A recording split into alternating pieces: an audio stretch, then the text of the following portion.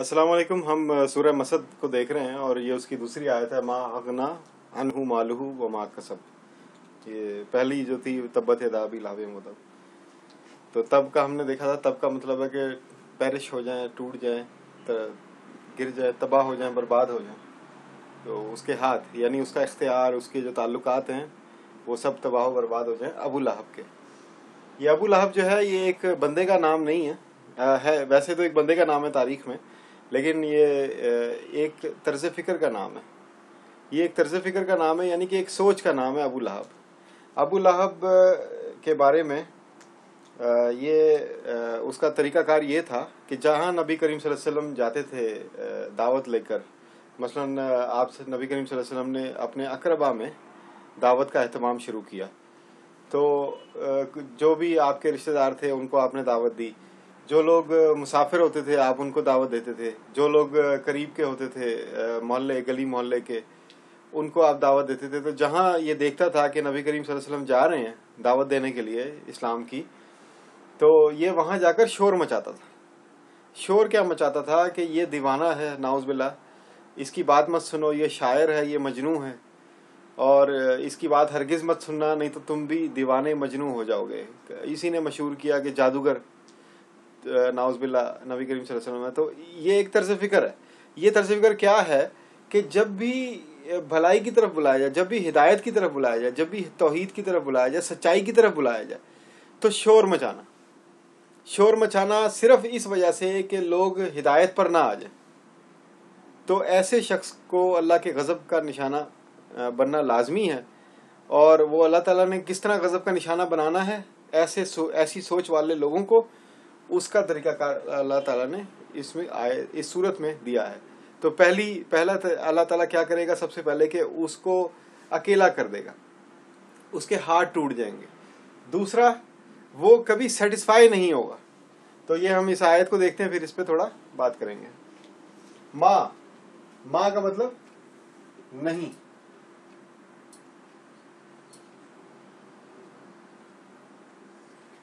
अगना, ये अगना जो है ये फेल माजी है।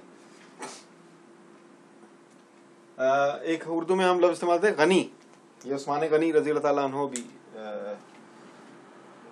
हमारे हिस्ट्री का बहुत इम्पोर्टेंट हिस्सा है। इस गनी लफ्ज़ पे हम बात करेंगे। अगना का मैं तर्जुमा नहीं कर रहा, मैं अगना को गनी ही लिखूंगा। नहीं गनी किया, नहीं गनी किया। अनहु, अनहु, ये हु का मतलब तो हो गया वो, हिम या ही, बंदे के लिए आता है ये। अगर औरत होगी तो हा आएगा, मर्द है तो उसके लिए हु आ रहा है। तो अन का मतलब हमने देखा था कि अबाउट, तो अरबी में तो इसका मतलब अगर लफ्ज व लफ्ज किया जाए तो अबाउट हिम। तो अबाउट हिम उर्दू में ये एक पैरेलल नहीं बनता। तो उर्दू में अगर हम इसको तर्जमा करना चाहें अनहु को, तो हम इसका जो आसान तर्जमा कर सकते हैं समझने के लिए, जो उर्दू के वाले जुमले में भी फिट आ जाए, वो है उसको। ये हु उसके लिए और अनहु, अन का मतलब को, तो उसको नहीं गनी किया, उसको। माल, माल, फिर हु आ गया, वही हिम या हिज। माल उसका,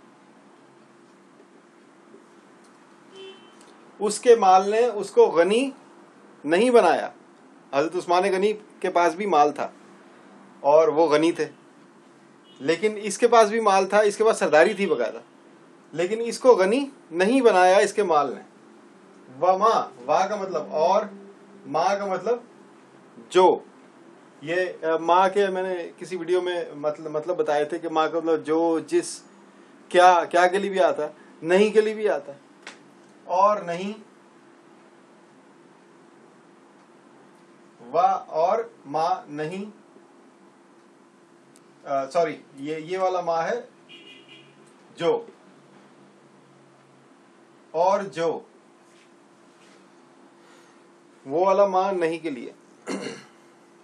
ये असल में जब बोलते हैं तो हर ज़बान में होता है ऐसा कि जब बोलते हैं तो लफ्ज़ का तर्जुमा जुमले के हिसाब से समझ आ जाता है अहले ज़बान को। तो हम अहले ज़बान तो नहीं हैं, लेकिन हम तर्जुमे से मदद ले सकते हैं। आप देखें ना, उर्दू में भी हम उस कहते हैं। अब उस जो है वो उस कौन है, उसने ये किया, वो ये, या हम वो कहते हैं।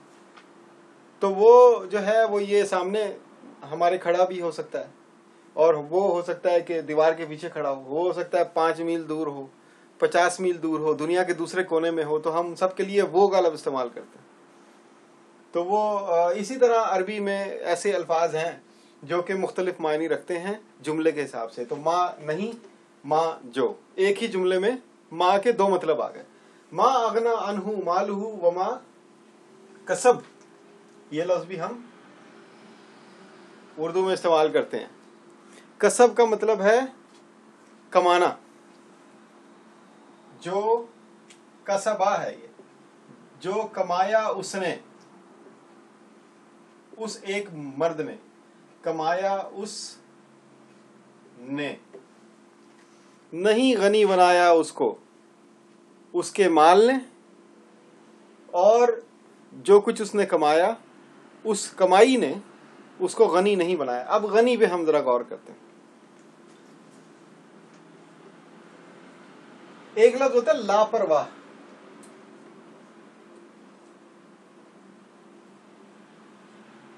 लापरवाह का मतलब जिसको परवाही ना हो। एक लफ्ज होता है बेपरवाह।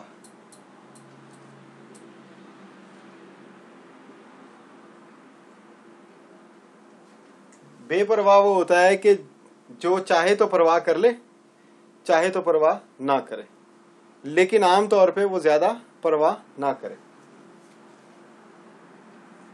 लफ्जी तौर पे ये दोनों का एक ही मतलब है, लेकिन इन दोनों लफ्जों को हम अपनी जबान में अलग तरीके से इस्तेमाल करते हैं।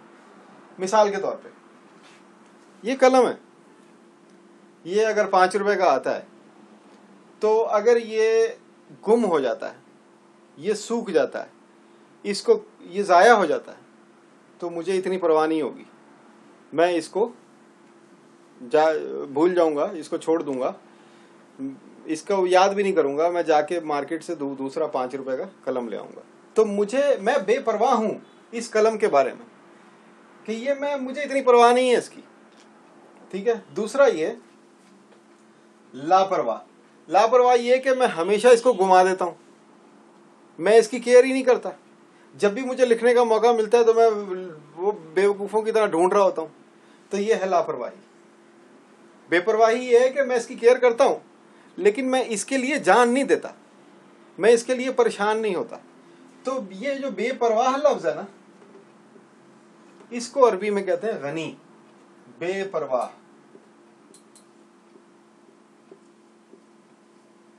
इस बेपरवाही की जो कैफियत है, इसी को अरबी में इस्तगना, बेपरवाही, बेपरवाही,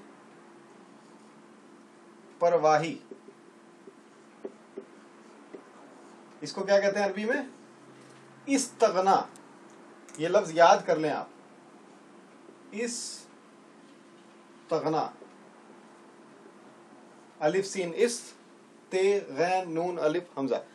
ये एक बहुत बड़े सूफी शायर गुजरे हैं, शाह हुसैन। उनका एक कलाम है, ये नुसरत फतेह अली खान ने भी कवाली उनकी गाई। तो वो है न्यू लाल या बेपरवाह दे नाल, या मन अटके या बेपरवाह दे नाल, 2 तरह से वो कोट किया जाता है। मन अटके या, अब ये बेपरवाह और लापरवाह का मतलब समझ आ गया। लापरवाही बुरी चीज है, ये नहीं होनी चाहिए। बेपरवाही होनी चाहिए, लेकिन ये भी एक कंट्रोल में। तो बेपरवाही क्या है? इस्तगना है, गनी होना है। तो वो क्या था, वो जो शेर था उनका, मन अटकया बेपरवाह देना, मन अटकया, अटके यानी अटक गया, बे या वहां पे टिक गया, बेपरवाह दे नाल, یہ میں اس لیے بتا رہا ہوں تاکہ یہ لفظ بے پرواہ کا لفظ آپ کو یاد ہو جائے, غنی کا لفظ یاد ہو جائے. من اٹکیا بے پرواہ دے نال, اس دین دنی یعنی دنیا,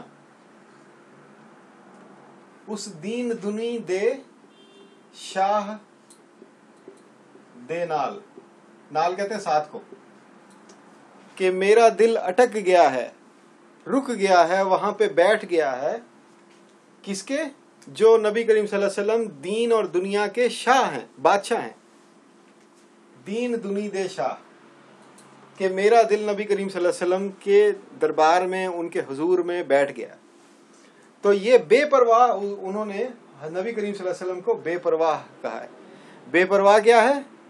لاپرواہ نہیں ہے, بے پرواہ یعنی غنی. اب غنی کیا ہے؟ غنی کی مزید مثالیں لیتے ہیں پریکٹیکل لائف میں سے.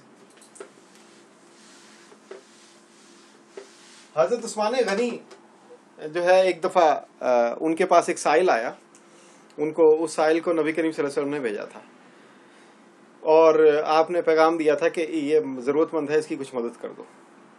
تو اس نے دیکھا کہ حضرت عثمان کے جو بزنس پلیس ہے, ان کا جو گودام ہے, اس کے پاس ہی ان کا دفتر تھا. تو اس نے جا کے دیکھا کہ حضرت عثمان رضی اللہ تعالیٰ عنہ کے لیے مزدور غلہ اتار رہے ہیں, گندم یا دانے وغیرہ, اناج اتار رہے ہیں. تو وہ کچھ اناج گر جاتا ہے بوری میں سے. تو حضرت عثمان رضی اللہ تعالیٰ عنہ اس مزدور کو بہت ڈانٹتے ہیں کہ تم دھیان سے کام نہیں کرتے. تو وہ مزدور ڈر جاتا ہے اور وہ پھر دھیان سے کام کرنا شروع کر دیتا ہے. اب وہ جو سائل کھڑا ہوتا ہے, ضرورت مند آدمی, جس کو حضور نبی کریم صلی اللہ علیہ وسلم نے بھیجا تھا کہ میرا نام لینا اور عثمان سے کہنا کہ تمہاری مدد کر دے, تو وہ کر دیں گے. اب وہ بڑا گھبراتا ہے, وہ کہتا ہے یار یہ اتنا کنجوس آدمی ہے, تھوڑے سے دانے گرے ہیں تو اس نے مزدور کو جھاڑ پلا دی. تو وہ جو ہے واپس چلا جاتا ہے نبی کریم صلی اللہ علیہ وسلم کے پاس. تو آپ نبی کریم صلی اللہ علیہ وسلم نے کہا کہ بھائی دیکھو بات سنو, تم اس بات کو چھوڑو, تم دوبارہ جاؤ اور میرا نام لو. وہ گیا دوبارہ بندہ, اس نے گیا حضرت عثمان کے پاس گیا, تو اس نے کہا کہ میری مدد کریں. تو انہوں نے کہا کہ بھئی دیکھو بات سنو, ایک غلام کو بلایا کہ تم اس بندے کو شہد کا ایک برتن, بڑا برتن گھڑا شہد کا وہ دے دو, اور اس بندے کو جو ہے کھجوروں کا ایک ٹوکرا دے دو. اس نے کہا جی میں کمزور آدمی ہوں, فاقوں کا مارا ہوا, تو میں یہ کیسے اٹھاؤں گا؟ تو انہوں نے کہا بھئی اس کو ایک غلام بھی دے دو اٹھانے کے لیے. اس نے کہا میرا گھر دور ہے, غلام بھی کتنا اٹھائے گا؟ تو انہوں نے کہا بھئی اس کو ایک اونٹ بھی دے دو. تو اونٹ, غلام اور سامان کے ساتھ اس بندے کو آپ نے روانہ کر دیا. اب یہ دیکھیں کہ وہی حضرت عثمان تھے جو چند دانے گرنے پر مزدور کو ڈانٹ رہے تھے. وہی عثمان رضی اللہ عنہ تھے جنہوں نے اتنا سارا سامان بے پرواہی میں دے دیا کہ لے جاؤ کوئی بات نہیں, اللہ کے نام پہ لے کے جا رہے ہو, اللہ جاؤ.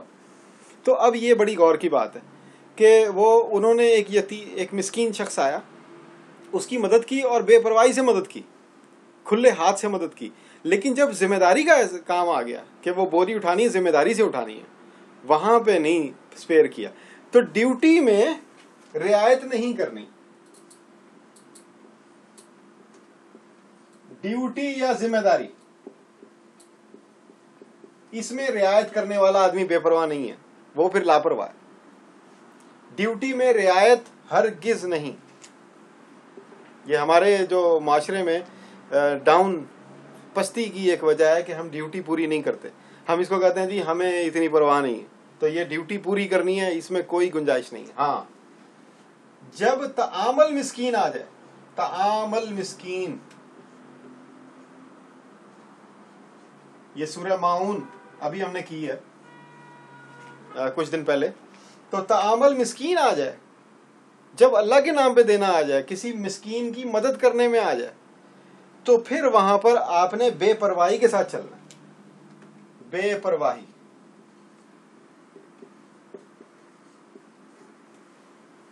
بے پرواہی یعنی غنی ہو جانا. وہاں پر آپ نے دل بڑا کر لینا. اچھا, تو ایک تو یہ استغنا کی ایک مثال ہوگی. دوسری مثال یہ ہے کہ دیکھیں ہم چھوٹی چھوٹی باتوں کو اپنے دل پہ لگا لیتے ہیں. آپ نے یہ دیکھا ہوگا کہ یہ جیسے میرا چشمہ ہے, یہ گر کے ٹوٹ جاتا ہے. کچھ لوگ ایسے بھی ہوتے ہیں کہ وہ بیچارے اسی میں وہ ہو جاتے ہیں کہ او ہو اب میں چشمہ کہاں سے بناؤں گا، واقعی پیسے نہیں بھی ہوتے تو بھائی اللہ تعالیٰ اور دے گا. کوشش کرو، پہلے تو احتیاط کرتے کہ گرا کیوں، تو اگر گر گیا ہے تو اب یہ واپس تو نہیں آنے والا. جب واپس نہیں آنے والا تو بھائی اللہ پہ بھروسہ رکھو، اس کو چھوڑ دو. استغنا کے لیے ایک بغیر یقین کے استغنا نہیں پیدا ہوتا. یہ آپ بات یاد رکھ لیں. غنی اگر بننا ہے تو اللہ پر یقین پیدا کرنا پڑے گا. یقین کیا پیدا کرنا پڑے گا؟ کہ میں کچھ بھی حاصل کرتا ہوں، کوئی چیز میرے ہاتھوں سے چلی جاتی ہے، میں کسی مصیبت میں پھنس جاتا ہوں، یا مجھے کوئی خوشی حاصل ہوتی ہے، وہ سب کی سب اللہ کی طرف سے مل رہی ہے، مجھے یقین ہے. تو اگر یہ یقین آپ کے اندر نہیں ہے تو آپ غنی نہیں ہو سکتے. اب کیونکہ ابو لہب کو یہ یقین نہیں تھا تو اسی لیے اس نے بہت مال کمایا، اس کے مال نے اس کو غنی نہیں بنانے دیا کیونکہ یقین نہیں تھا. یقین کس نہیں تھا؟ اللہ پہ یقین نہیں تھا. اس کو یہ ڈر تھا کہ میری سرداری نہ چلی جائے. وہ یہ سمجھتا تھا جو میں نے مال کمایا یہ میری سرداری کی وجہ سے، لوگ میری عزت کرتے ہیں، میرا ایک مقام ہے معاشرے میں، اس مقام کی نہیں مجھے سب کچھ مال دیا. اس کو اللہ پہ بھروسہ نہیں تھا، اس کو اپنی کرسی پہ بھروسہ تھا. تو اس کرسی کی وجہ سے وہ کبھی یقین نہ حاصل کر سکا اللہ کے اوپر، اس کرسی کی لالچ میں. تو اگر وہ اللہ پہ یقین نہیں حاصل کر سکتا تو پھر غنی استغنا اس کو نہیں مل سکتا. وہ غنی نہیں ہو سکا، اس نے بہت مال کمایا. اچھا، ماں کسب. اب کسب کے لیے آپ کو ایک پوائنٹ میں دے رہا ہوں. کسب جس طرح طعام جو ہے وہ صرف روٹی نہیں ہے، اسی طرح کسب جو ہے وہ صرف سیلری نہیں ہے، وہ صرف پیسہ نہیں ہے. کسب ہر وہ چیز جو آپ اپنے عمل سے حاصل کرتے ہیں، ہر وہ نتیجہ جو آپ اپنے عمل سے حاصل کرتے ہیں وہ کسب ہے. مثلا آپ اگر فصل لگاتے ہیں تو وہ جب فصل پک جاتی ہے اس کا پھل جو ہے وہ آپ کا کسب ہے. اگر آپ جیسے سچ بولتے ہیں اور سچ بولنے کی وجہ سے آپ کا کوئی کام سیدھا ہو جاتا ہے تو وہ جو نتیجہ آپ کو حاصل ہوا وہ آپ کا کسب ہے، وہ آپ کی کمائی ہے. اگر آپ نے اچھے اچھے کام کیے معاشرے میں اور آپ کو عزت ملی تو وہ عزت آپ کی کمائی ہے. وہ کہتے ہیں نا کہ میں نے کیا کمایا؟ میں نے تو عزت کمائی. تو کمائی صرف پیسہ نہیں ہے، عزت بھی کمائی ہے، ذلت کمانا بھی کمائی ہے. تو ابو لہب نے جو عزت اپنے طور پہ جو جس کو وہ عزت سمجھ رہا تھا، تو اس نے جو بھی کمایا اس معاشرے کے اندر رہ کر، چاہے وہ عزت تھی، چاہے وہ مرتبہ تھا، چاہے وہ کرسی تھی، چاہے وہ ٹھیکیداری تھی، چاہے وہ غلبہ تھا اس معاشرے کے اندر، اس کمائی نے اس کو غنی نہیں بنایا. کیوں؟ کیونکہ وہ اسی کو سب کچھ سمجھتا تھا، اس کو سب کچھ سمجھتا تھا، اللہ کے اوپر اس کو یقین نہیں تھا. تو یقین، پہلی بات یقین ہے. یقین نہیں ہوگا تو استغنا نہیں پیدا ہوگا. آپ غنی نہیں ہو سکتے جب تک آپ کو اللہ پہ یقین نہ ہو. اور یقین کیسا؟ ہر چیز. میں روٹی کھا رہا ہوں تو مجھے روٹی اللہ کھلا رہا ہے، میں چل پھر رہا ہوں مجھے اللہ چلا رہا ہے. اگر میں نوکری کر رہا ہوں تو مجھے جو صلاحیت دی ہے نوکری کرنے کی اور آگے بڑھنے کی یہ اللہ نے دی ہے. آپ یہ دیکھیں کہ بچوں کو ہم سکھاتے ہیں بسم اللہ الرحمن الرحیم. بسم اللہ الرحمن الرحیم میں ایک بہت بڑا فارمولہ ہے روحانیت کا کہ آپ نے اللہ تعالیٰ کے ساتھ کیسے جڑنا ہے. کہ جیسے میں روٹی کھانے لگا ہوں تو اس نوالے اور میرے بیچ میں اللہ ہے. تو جب آپ اللہ کو بیچ میں لے آتے ہیں تو پھر وہ روٹی آپ کے لیے صحت بن جاتی ہے. جب آپ اللہ کو بیچ میں نہیں لے کے آتے تو پھر آپ جانے اور روٹی جانے. پھر روٹی آپ کو بیمار بھی کر سکتی ہے، روٹی آپ کو صحت بھی یعنی سکتی، یعنی آپ روٹی کے حوالے ہو گئے. لیکن اگر آپ نے کچھ ایسا حاصل کرنا ہے جو کہ آپ کو یعنی آپ اللہ دینے والے کو یاد کریں، جس کا کھائیں اسی کا گائیں. تو جب ہم اللہ کے اوپر یقین چھوڑ دیتے ہیں، اللہ کا گانا چھوڑ دیتے ہیں، تو پھر ہم استغنا نہیں حاصل کر سکتے. پھر ہم جو مرضی کمائیں، جو مرضی ہم کمائیں اور جو مرضی مال ہمارے ہاتھ میں آ جائے، ہم غنی نہیں ہو سکتے. وہی ابو لہب کی طرز فکر کو تھوڑا اللہ تعالیٰ نے ایکسپینڈ کر کے یہاں بتا دی ہے اس آیت میں. تو اللہ تعالیٰ ہمیں اس طرز فکر سے بچائے اور ہمیں استغنا پیدا کرنے ہمارے اندر پیدا کرے. سب سے پہلے تو ہمارے اندر یقین پیدا کرے اور اس یقین کو استغنا میں منتقل کرے کہ جو بھی ہے کچھ بھی ہے ہمارا کچھ نہیں ہے، سب اللہ کا ہے. اور اگر کچھ چلا گیا اس کے لیے بیٹھ کے رونے کی ضرورت نہیں ہے، آگے بڑھو، اللہ پہ بھروسہ رکھو، اللہ کچھ اور دے گا، اس سے بہتر دے گا. تو یہ باتیں تو بہت ہوتی ہیں لیکن پریکٹیکل نہیں ہوتا. تو آپ کوشش کریں اس آیت کی روشنی میں استغنا حاصل کریں، کیونکہ استغنا ابو لہب کو حاصل نہیں ہے. اللہ تعالیٰ فرما رہے ہیں نہیں ہے اس کے پاس استغنا. تو اگر آپ کے اندر استغنا پیدا ہو گیا، آپ غنی ہو گئے، تو آپ ابو لہب کی کیٹیگری سے باہر آ جائیں گے. اگر آپ کے استغنا نہیں ہے، آپ غنی نہیں ہیں، آپ وہی لالچ اور چیزوں کے اوپر بھروسہ، اپنی کرسی پہ بھروسہ، اپنے مال و دولت پہ بھروسہ، تو پھر آپ غنی نہیں ہوں گے. آپ ابو لہب کی کیٹیگری، اللہ معاف کرے، وہ ابو لہب کی کیٹیگری والی سوچ ہے. تو اللہ تعالیٰ ہمیں بچائے اور اس پہ غور کریں، اس کے نوٹس بنائیں. انشاءاللہ اگلی آیت اگلی ویڈیو میں. شکریہ.